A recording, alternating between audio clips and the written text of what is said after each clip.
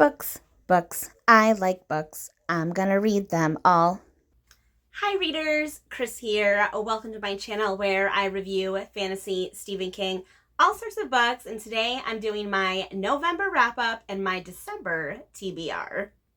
I know I say this every month, but November was a crazy month. Not only was I gone for a week off in Paris, but I was working when I was there. I was working when I came back. I've had to be working some overtime this month. It's been super, super busy.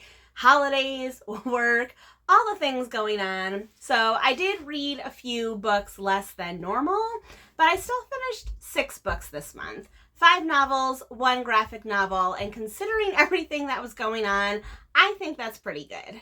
I definitely had a very wide range of books that I read in November, and while I did like all of them, there's none that I disliked. I also don't think that there were any that wowed me. Like, I'm already starting to think about, what I might put on my, best of the year list. None of these books are going to make that list. None of them wowed me. There's definitely books I have read this year that I've liked more. So as per usual, that makes ranking them a little bit difficult because I do have kind of a area of opportunity for all, but that's okay. Let me jump in with my 6th favorite book of the month, Unleash the Night by Sherrilyn Kenyon. I've lost track of how many books are in this series because I know there's a lot. I want to say this is number 6 or 7, but if you don't know anything about this series, it is a supernatural romance series, so it's very much about the steam, and there's shapeshifters and demons and gods and all sorts of crazy stuff going on, and I only read these books when I take a trip. I've taken 3 really major trips this year, so this is the 3rd one that I've read this year. And compared to the last book I read in this series, which was back in August, I actually like this one better. This one involves something new, which was there is a time travel element to it. So not only is there a human woman who falls in love with a shape-shifting man, there's also time travel involved. None of the other stories in the series that I can recall have dealt with time travel yet. So because I felt like it was a bit unique, that helped me to like this one more. Yes, it's pretty corny. Yes, it's, 2 people that are obsessed with each other and have an unnatural and totally probably toxic relationship. But hey, I read these books for the steam, and there was plenty of steam in this one. So yes, it's corny, not the best written. That's why it's at the bottom of my list, but I still really enjoyed it. Overall, the purpose of this book was to entertain me while I was flying to Iceland and then to Paris, and it did its job. So for that, it gets a thumbs up from me. My 5th favorite book of the month is Hide by Kiersten White. Kiersten White is a horror author. I've never read any of her books before, but I keep seeing them everywhere, so I was really interested. So as you can see, I got this on a buy one, get one half off deal at Barnes & Noble, and I did start reading this in October for the spooky season, but I didn't finish it in October, so I had to carry it over into this month. I thought this book was really interesting. It kind of has a bit of a Hunger Games vibe where there's this group of younger people and they're in this abandoned amusement park and only one person can win, but there's also a monster in the amusement park. I think that overall the story did work for me and I found it enjoyable and fun, and it definitely had a bit of a mystery, what's really going on here. The one thing that was challenging with this book, at least for me, is that it cuts back and forth between a bunch of different characters very rapidly. So even in the same page, you can get perspectives from 5 different characters. And I wish that the story just had followed the main character, because there is a main character and she is the main. We get the most from her, but we get so much from everyone around her. I don't know. That kind of it kind of felt a little jerky at points, if that makes any sense. It's almost like, you know that feeling you get on like an old wooden roller coaster when it's going up the hill and it's kind of like, That's a little bit how I felt when I was reading this book. So maybe that was intentional. I don't know. I would definitely read something else by this author. I'm curious to see if this is like her writing style all the time or if it was just for this particular book. So if you're a fan of horror, I would definitely recommend this one, but there are better ones out there. My fourth favorite book of the month, and this one was a surprise to me, and that is Black House by Stephen King and Peter Straub. So this is a collaboration between King and Straub, and this is not their first collaboration. They previously wrote the book The Talisman together, and Black House is kind of like a sequel to Talisman. In Talisman, the main character was this young boy, Jack Sawyer, and him like on this quest to save his mother. In this book, Jack is all grown up now. He's kind of forgotten about all the crazy things that happened in this quest in the past. There's a small town that's being terrorized by a serial killer who's kidnapping children, and the kind of chief of police there knows Jack from a previous case, and he's like, hey, I really need your help with this one. So Jack gets pulled back into this murder mystery, but then there's all these things that are reminding him of like what happened in the past. I actually liked this book way better than The Talisman. I had issues with The Talisman. That is a King book that I know like people generally like more than I do. I did not like that one as much. I didn't hate it, but it's definitely not my favorite King book. This one, especially the second half of this one, I thought was really good.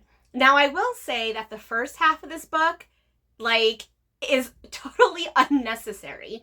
Like the main character is Jack Sawyer, and it takes about 200 pages before he even enters the story, which to me is like a total waste of time. So this book is way too long and way unnecessary, but the second half of this book is super exciting, super thrilling, and I think the second half of this book is better than anything in The Talisman. And I know someone is probably going to disagree with me out there, but that's okay. My third favorite book of the month was another surprise for me, and that is After the Woods by Kell Woods. This is an Owl Crate box book. I don't even remember when I got it exactly, but I went into this book blind. Like I did not even read the inside cover. I just went in. And this is a Hansel and Gretel retelling, but it's basically like what happens after, hence the name After the Woods. So Gretel and her brother Hans are older now. They're living in this village. Greta is like kind of practicing witchcraft. Hans is just a complete jerk, like waste of space. He's really deep in debt. And that's really all I want to say about this one, because I feel like this book is better if you go in blind. What I really appreciate about this book is all of the German influences. So Hansel and Gretel is a Grimm's Brothers fairy tale. So everything in here, from the terms of the different, villagers, there's the Burgermeister and like all these other things, all the terminology, all of the history that it mentions, it all has this German influence. And I thought that was really cool, and that really added something to the story for me. So overall, I really, really liked this one. I will caveat and say there are a couple weird turns that the plot takes that felt a little disjointed to me. So, for example, at some point in the story, there's this like group of shapeshifters that enter the tale. And up until that point, I don't know, there was nothing to suggest that shape-shifting existed in this world. So that felt a little random to me. Like, I did overcome it and I enjoyed the rest of the story, but there was just a couple things that felt a little bit weird, so that's why it's not, higher up. But overall, I really, really like this one, and as a debut novel, like, I don't know. I thought there's a lot of great ideas in here, a lot of great stuff, and I can't wait to see what this author does next. My second favorite book of the month is the graphic novel that I read, and that is Meems and Feefs, Ferrets from Planet Ferretonia. Yes, this is a graphic novel that was illustrated and published by an indie author. She has an Instagram, she has a YouTube channel, Siberian Lizard. I will link her channel down below. She has ferrets and she does all of these web cartoons about them, and she finally decided to publish a graphic novel. I've been following her for a while, so as soon as I heard about it, I was like, yes, definitely pre-order, because ferrets, do I really need to say more here? Now, what I was expecting going into this book was ferrets and ferret hijinks and adventure. What I got out of this book is that there's actual like life lessons in here. There's life lessons about friendship and what it means to be friends with someone, and what happens when your friends make mistakes, forgiveness, loneliness. Like, there is a lot of life lessons in here, which I was not expecting. So kudos to Liza, a.k.a. Siberian Lizard, for getting all of that into this very, like, you know, silly children's graphic novel. I don't think it's silly. I think it's adorable. I love it. I will caveat and say it is not a complete story. It is very clearly episode 1 of a much larger story. So whenever the next one comes out, I will definitely grab it. But just know going into it that there's not going to be an ending. And speaking of no ending, that brings me to my number 1 favorite book of the month, Swordcatcher by Cassandra Clare. I am a huge Cassandra Clare fan. I love her Shadowhunter series. I've read all of them, the ones that are out yet, except for one. There's one book I haven't read, Tales from the Shadow Market. That's the only one I haven't read. Otherwise, like, I love her stuff. So when I heard she was coming out with an adult fantasy that's not YA, I was super excited about it. Now, this is another book that unfortunately does not have an ending. This book is pretty much set up for the rest of the series. And on one hand, that is super annoying. I hate books that end on cliffhangers. I hate even more books that are not a complete story. And this is not one, I am sad to say. However, everything in this book I absolutely love. I love the characters. I love the world building. I love the setup. Like, it's really good stuff. But again, you have to know going into it, you're not going to get a complete story. So our story kind of centers around a couple different main characters. Our first one being Kell. And Kell was an orphan. He was kind of plucked from obscurity, and he was assigned to be a sword catcher. And the sword catcher is basically like, he has an oath to the prince where he is basically supposed to protect him from all harm with his life if that's required of him. So Kell has been raised his entire life to protect the prince, Connor. Sometimes he takes his place at royal events. And this world is very, like, I almost want to compare it to, like, Game of Thrones, but it's not that extreme, where, like, there's a lot of politics in this world. So we have the ruling family, and then there's, like, a group of, like, guild members. They're called the charter families, and they all have varying points of power, and they're all trying to scheme and take control, blah, blah, blah, blah, blah. And then out in the city, there's all this different politics because there's different groups of people that live out in the city. And one of those is this young girl named Lynn.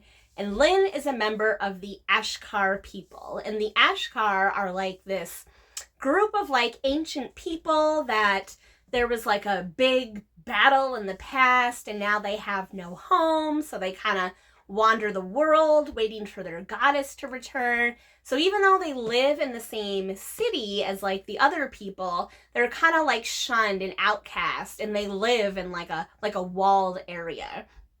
But Lynn is very skilled as a physician. So that's kind of how she gets roped into, like, the Kell and Connor side of the story, because her skills are necessary at certain points. there is so much going on. Like, it would take me forever to explain all of the politics and interpersonal stuff, but I love that stuff. I love when, like, fantasy and historical fiction kind of cross, and you get all that, like, courtly intrigue and alliances and betrayals. I love all of that stuff.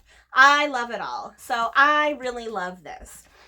I was still hoping that this book was more adult. It's definitely more adult than her YA, but I would kind of put it in that, like, new adult category. I don't know if it's, like, true adult fantasy, but there is definitely more, like, sex and violence than some of her other books, but it's minimal, though. It's minimal. It's not like a Sarah J. Maas by any means. So I can't wait to see where this series goes next. Yes, it annoys me that it ends with, like, nothing resolved. That's really frustrating, but I'm definitely going to pick up the next one whenever it comes out. So those are all my November reads. So now it's time to talk about my December TBR. And I don't really read, like, holiday-specific books. I have a couple, but for the most part, like, that's just not something that I do.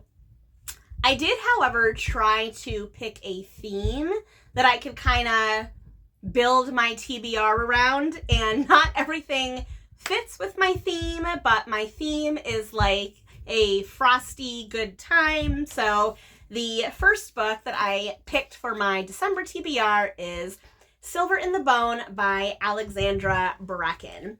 Now, Alexandra Braken has written a lot of YA fantasy. I have never read, so this will be my first book of hers.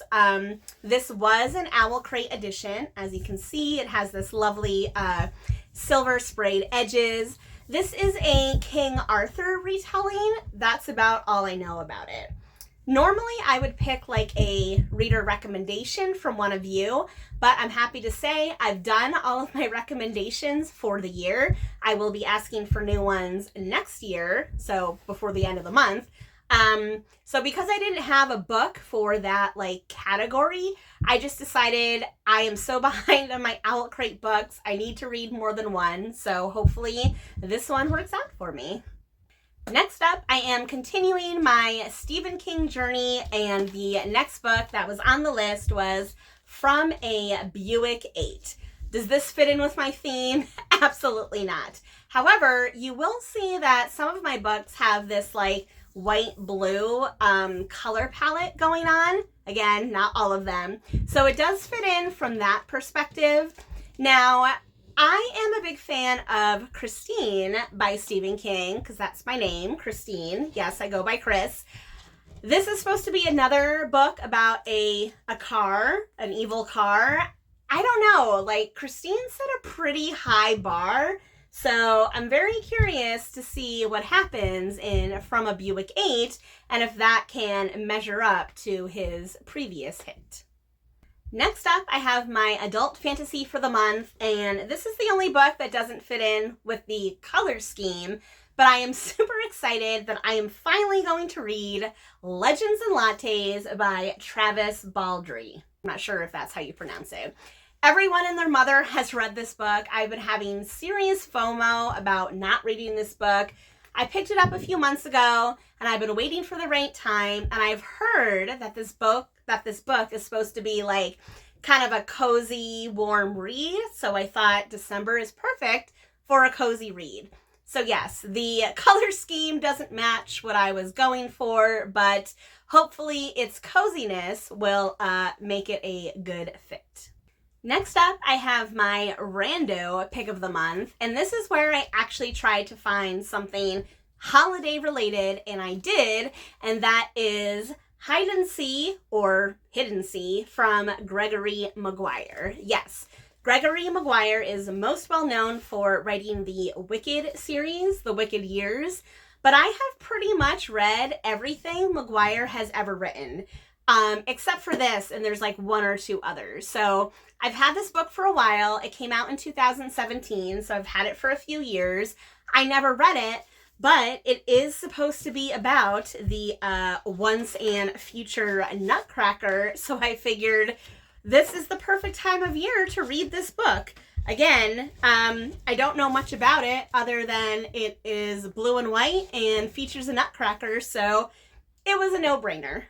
Next up, I have my YA fantasy of the month, and this one was difficult because I kept going back and forth between two different series that I'm in the middle of.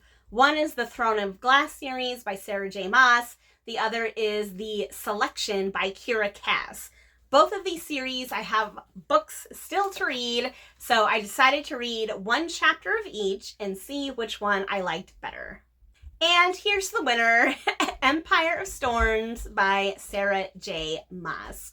I decided that a good number of these books are on the smaller side, so I figured it would be a good month to add in this chunker of a book, Empire of Storms. And again, it kind of has that blue, whitish, silverish tone to it, so it kind of fits in with my theme here. Plus, it's been a while since I read book 4, Queen of Midnight, and I don't want to forget what happens because I don't want to have to start again at the beginning, so it seemed like a good time to read book number 5. Next up, I have my middle grade pick of the month, and that's going to be The Death Cure by James Dashner. This is the third and final book in the Maze Runner series, and yes, I know that there are prequels, and maybe I'll read those eventually, but first I just want to finish this main series out, and luckily this book is blue and white, so it fits in perfectly. And finally, I have another Owl Crate Book Box book, and this one was a no-brainer, Omen of Ice by Jus Accardo. Sorry, I don't know how to pronounce that, but as you can see, this is a gorgeous book. Obviously fits right in with the season, very icy, frosty themes. I did read the flap on this one, and it's about a young girl who has trained to basically protect the Fae in her world. She gets assigned to a Fae prince. Hijinks ensue. I'm sure they're gonna fall in love with each other because that's what always happens in these stories. There's never a YA fantasy that doesn't have a romance, but who knows, maybe I'll be surprised. So that is it for me today, my November wrap up and my December TBR. So now I'm gonna take my sleepy little swiper and we're gonna go get into some holiday hijinks. But before I go, now I want to know from you, what was your favorite book in November? What are you gonna be reading in December? Let me know all your thoughts in the comments section below. And as always, if you like this video, please give it a thumbs up. If you're not already, please subscribe to my channel for more bookish stuff and more furry friends coming your way soon. All right, everyone, happy reading. See, who's your baby? Thank you, Swiper.